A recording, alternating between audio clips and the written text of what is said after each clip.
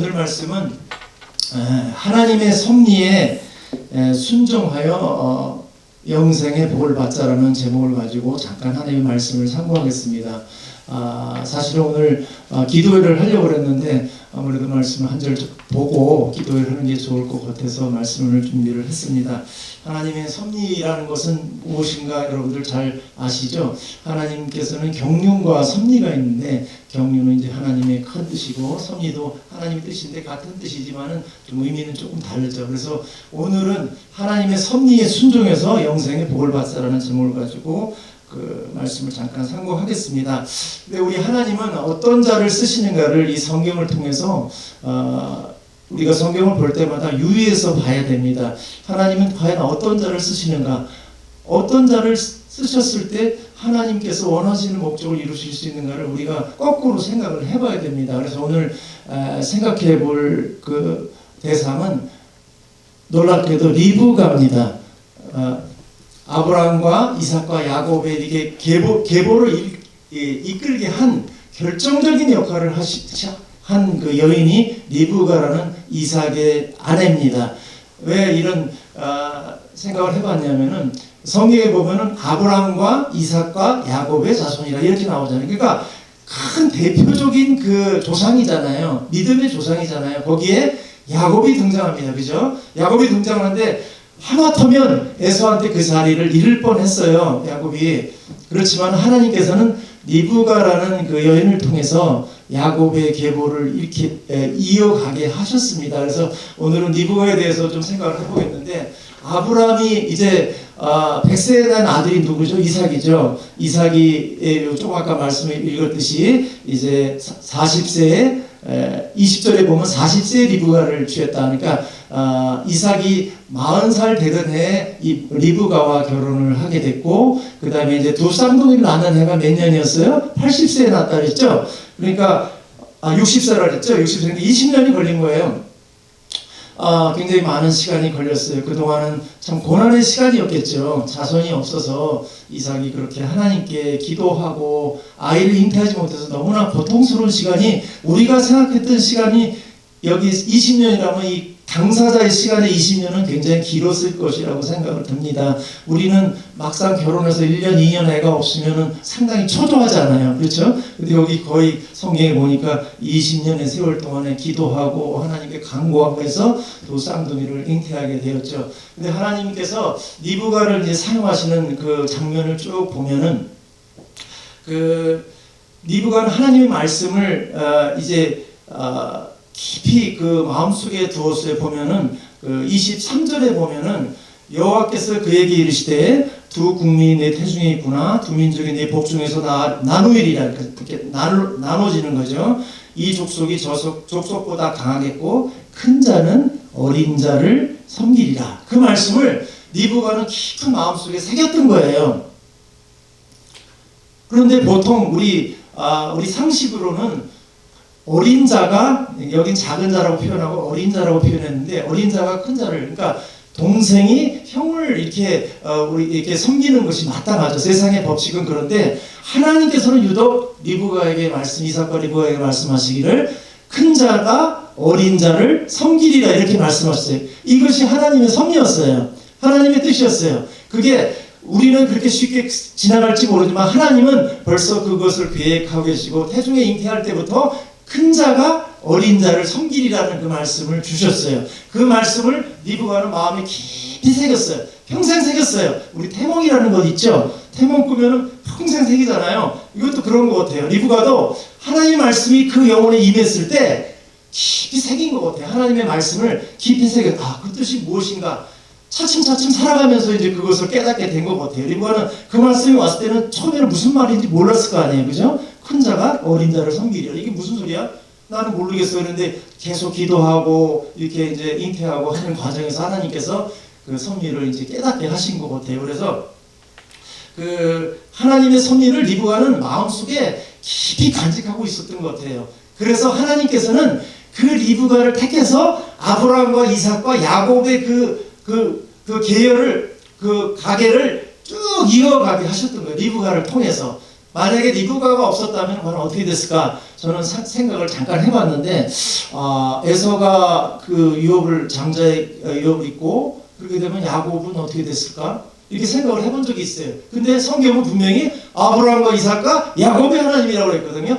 그러면 하나님께서는 이미 야곱을 이제 택하셔서 리브가를 통해서 이런 모든 일을 이루신 거예요. 그래서 이제 에서는 팥죽 한 그릇에 야곱에게 장자의 명분을 팔았고, 이 모든 것들이 저는 그렇게 장면이 우연히 일어난 장면이 아니고 하나님께서 그 섭리를 이끌어 가시는 장면이라고 저는 생각해요. 왜 에서가 배고파서 장자의 명분을 팔았겠습니까?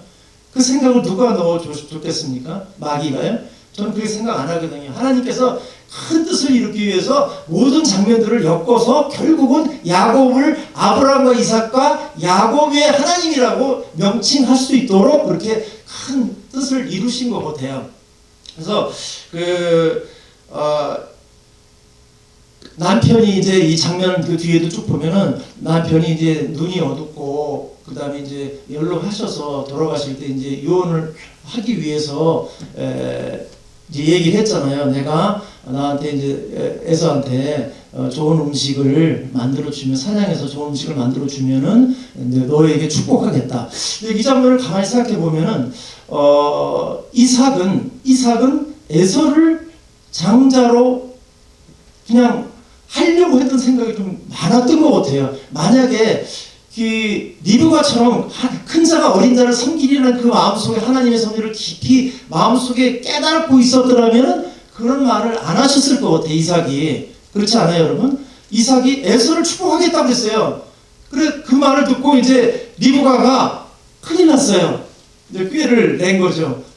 야곱한테 가서 에서가 사냥하러 나간 틈을 타서 이제 염소를 잡아서 식사를 맛있게 준비하고, 리브가가 그 다음에 여기에 털을 딱 드시고 마치 에서처럼 가고 집어넣어서 이제 그 이삭의 축복을 받았지 않습니까? 그 모든 과정이 하나님께서 그 마음에 큰 자가 어린 자를 섬기려는 하나님의 섭리를 리브가를 그대로 순종했던 것 같아요. 그 말씀을 순종한 거예요. 그 말씀을 깊이 깨닫고 그 말씀에 순종해서 하나님의 큰 역사를 이루신 것 같아요. 이 장면을 보니까 만약에 리브가가 남편 이삭에게 상의를 했다면 어떻게 됐을까? 보통 우리 부부간의 삶 속에서 아내와 남편과 아내가 상의하잖아요. 무슨 일이 있을 때, 여보 이거 어떻게 했으면 좋겠어? 여보 이건 어떻게 생각해? 이렇게 많이 상의를 여러분도 많이 하시잖아요. 예. 그럴 때 만약에 리브가가 이삭한테 여보 이렇게 하려고 그러는데 여보는 어떻게 생각해? 이렇게 했으면 과연 어떻게 됐을까요? 이삭이 그대로 받아들였을까요? 저는 안 받아들였을 것으로 생각해요. 왜냐하면 벌써 그 마음속에는 에서에게 축복을 하려고 그 뒷장에 좀 나오거든요. 에서에게 축복하려고 맛있는 음식을 더 사냥해서 갖고 와라라고 한 그분이 만약 아내인 리브가가 여보 어떻게 할까요? 야곱을 들여서 축복해서 장자의 축복을 하실래요? 이렇게 물어봤다면은 그거는 인륜이고 그 다음에 그거는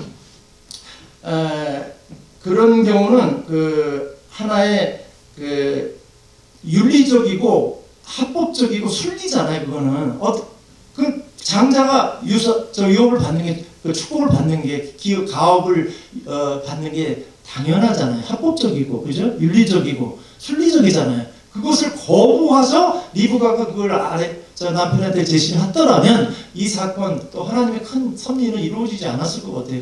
하나님은 이미 그 마음속에, 리브가의 마음속에 하나님의 섭리의 마음을 딱 주셨고, 말씀을 주셨고, 그 말씀을 리브가가 꽉 마음에 마치 태몽처럼 꽉 해고 나서 큰일 났다. 에서가 사냥하러 간 사이에 야곱을 통해서 하나님의 축복을 받잖아요. 그 장면 여러분들 잘 아시잖아요. 그것은 리브가의 꾀라고 생각하지는 않습니다. 저는 꾀라고 생각하지는 않고 하나님께서 그렇게 하게끔 그 마음을 역사하신 것 같아요. 감동 주신 것 같아요. 그 말씀을 이미 주시고 너는 그대로 하나님의 섭리, 하나님의 말씀대로 따라라고 그 말씀을 주신 것 같아요. 그래서 리브가가 이 큰 일을 하는데 어떻게 보면은 리브가가 이런 일을 했을 때 자기가 그렇게 행동을 하고 나서 이루어질 일들을 생각 안 했겠습니까? 생각했겠죠. 만약에 그렇게 됐으면 남편을 속이는 거예요.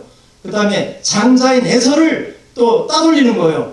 그 다음에 에서와 야곱이 좋은 관계가 되겠습니까? 그런 거를 다 알고서도 다 알잖아요. 리브가가 그 사실을 모르겠어요. 야곱을 들여서 축복을 다 하게 되면은 이삭과 에서와 또 야곱과 에서의 관계가 다 틀어지고 그 가정이 풍진 박살난다는 사실을 리브가는 알고 있었어요.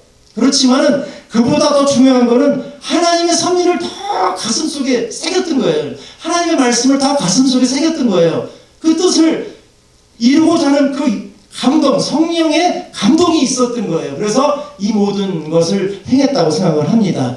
만약에 순리대로 하고 합법적으로 했다면 하나님의 섭리는 여기서 중지되고 다른 사람을 통해서 했을지도 몰라요. 그러나 아브라함과 이삭과 야곱의 하나님이 이런 계보를 잇기 위해서는 리브가라는 존재가 있어서 그분이 하나님의 말씀을 참 마음속에 하나님 주신 말씀을 큰 자가 어린 자를 섬기려는 말씀을 꽉 받고서 이제 살아가면서 어느 결정적인 순간이 왔을 때 그 순간을 우리는 뭐라 그러죠? 위기라고 그러죠. 한국말로 그 위기를 극복하는 과정이. 그래서 보통 보면은 이렇게 하나님의 뜻을 이루고자 할 때 우리는 꼭 위기가 닥치잖아요. 성경에도 여러 큰 위기가 많이 나오지만은 아브라함과 이삭 그 위기도 알죠. 모리아 산에 이삭을 바쳐라 했을 때 얼마나 큰 위기. 100세 얻은 아들을 바쳐라. 상상을 초월하는 일이에요. 우리 같아서는. 자기 자손을 그렇게 할 수는 없는 거예요. 뭐 아프리카 뭐 족속도 아니고 우리는. 그러나 그분은 그 아브라함은 그 위기를 슬기롭게 하나님의 섭리에 따라 넘겼죠. 그 다음에 또 누가 있어요? 크게 넘기신 분들이 몇 분 계신데 요셉의 아내인 마리아, 예수의 어머니, 육신의 어머니 마리아도 넘겼잖아요. 처녀가 잉태해서 아기를 낳으리라는 말씀을 들었을 때 얼마나 답해서 조용히 끊고자 했다 그랬잖아요. 얼마나 고통스러웠으면 끊고자 했다. 그러나 하나님께서 요셉을 통해서 다 이렇게 관계가 회복되게 하셨잖아요. 그래도 위기를 극복했어요. 그렇죠? 또 여러 사람들 중에서 저는 이제 예수님의 제자들을 좀 생각을 해봐요. 제자들을 생각하면 예수님을 따르고자 했을 때 그 모습을 보면은 자기 생업을 포기하고 나왔던 배를 다 돈 주고 샀을 거 아니에요? 배를 다 포기하고 예수님을 쫓아갔어요. 큰 결단이고 위기예요, 그것도. 저분이 어떤 사람이 나 장차 뭐가 될 사람인지를 어떻게 알겠어요? 그러나 그 위기를 완전히 극복하고 다 승리를 하신 분들이잖아요.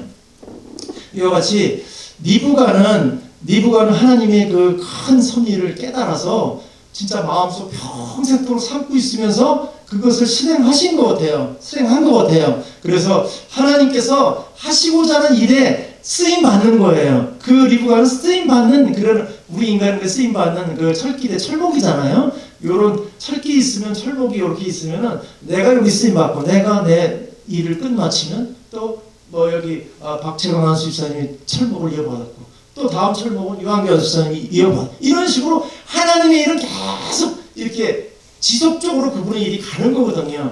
그래서 우리 보면은 위와 같이 우리가 리브가라는 여인을 이렇게 상고를 해봤는데 하나님의 그 뜻, 하나님의 섭리를 깊이 진짜 그 성령의 그 능력 아니면 그건 있을 수 없을 것 같아요. 그 한 말씀을 어떻게 그렇게 평생 간직하면서 하나님의 일을 결정적인 위기의 순간에 그걸 극복하냐 이거죠. 그래갖고 야곱을 그 아브라함과 이삭과 야곱의 하나님으로 어떻게 명칭할 수 있겠냐 이거죠.